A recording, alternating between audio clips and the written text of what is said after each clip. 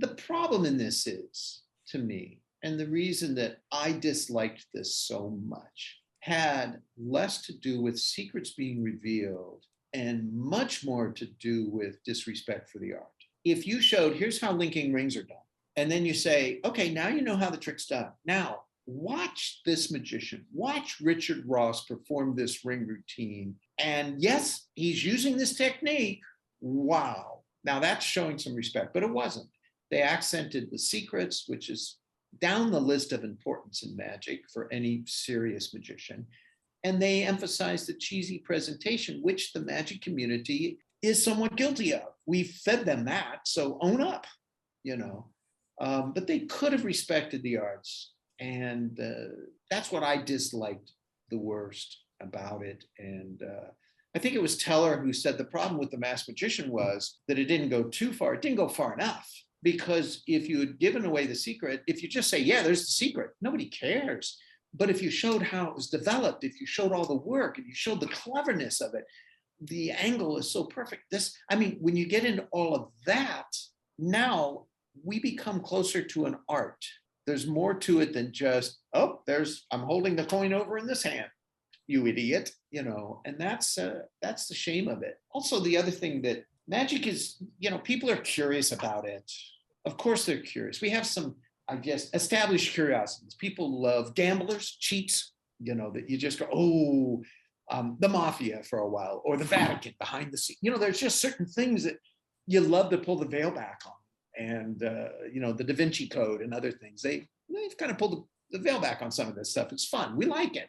Magic's one of those things. There's no question about it. You paint your van, such and such magic show, it might get broken into. Not to steal things, curiosity. It's not really malicious. But secrets are such a small part of our art. And I use the example of Who Shot JR? Don't remember. Okay, but you remember the campaign. Mm-hmm. For a summer in 1980, everybody was talking about Who Shot JR? Whoever came up with that, genius, absolute genius.